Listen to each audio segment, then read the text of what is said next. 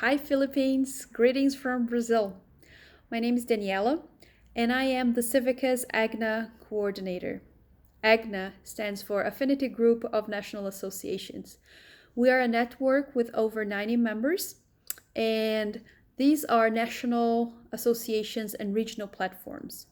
We work with agendas such as legitimacy, transparency, and accountability of the civil society sector. We also work with resourcing and domestic resource mobilization for civil society. We do this through a lot of collaboration and peer learning exchange among AGNA members. Code NGO from the Philippines is a very active AGNA member, and I'm very happy with their invitation to be here in video in your general meeting to talk a little bit about the Rebuilding for Good. Now, the Rebuilding for Good is an advocacy framework with a set of 6 recommendations of what national governments can do to support and to enable the work of civil society organizations in their countries. As a long-term advocacy process, what I think is the most interesting thing about the Rebuilding for Good is that it's able to connect very local advocacy initiatives to global processes.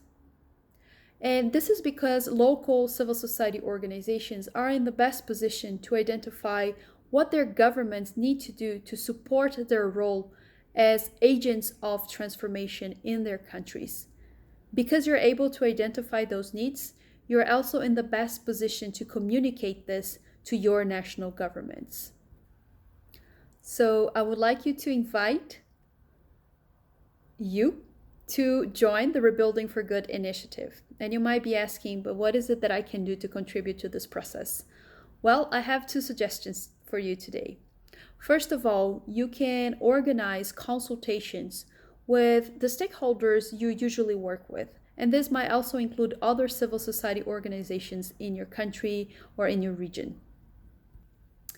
You can hold consultations to study, to learn about the recommendations presenting by the Rebuilding for Good document, and try to explore how those recommendations could be put into practice in your country. So you would be basically identifying what are the specific policies, what are the specific tools, and what are the specific practices that you need your government to do, to develop, or to improve so that your civil society organization can actually act as an agent of transformation. So basically, how is it and what is it that your government needs to do to enable your organization to fulfill its role as a social agent of transformation? This consultation exercise can certainly help your organization and other stakeholders further develop and strengthen trustworthy relationships.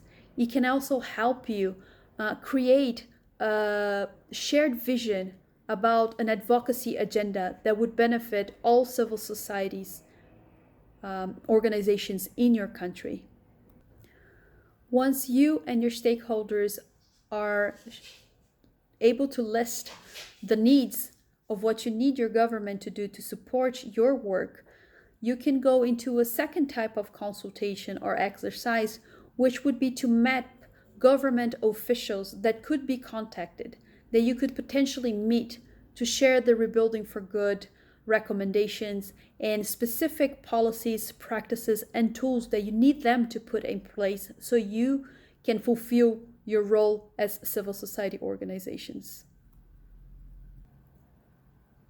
This coordinated advocacy effort at the local level can certainly help to strengthening and empowering civil society, because rather than having different actors demanding different things, there's a aligned agenda, an aligned list of demands, an aligned list of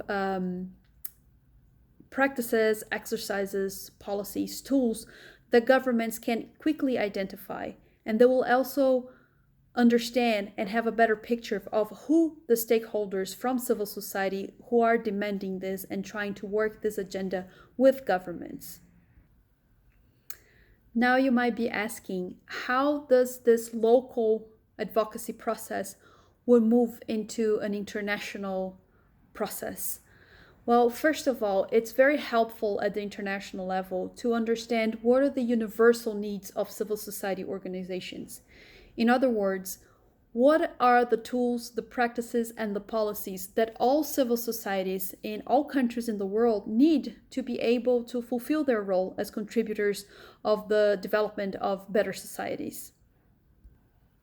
In terms of international solidarity, identifying these universal needs also helps us not to work in isolation.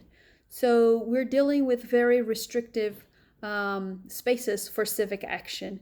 And the more we understand and learn that we have shared needs, and the most governments in the world need to push those recommendations forward to enable civil societies to properly operate, it's a way to demonstrate that civil society can organize in all its diversity, and we can be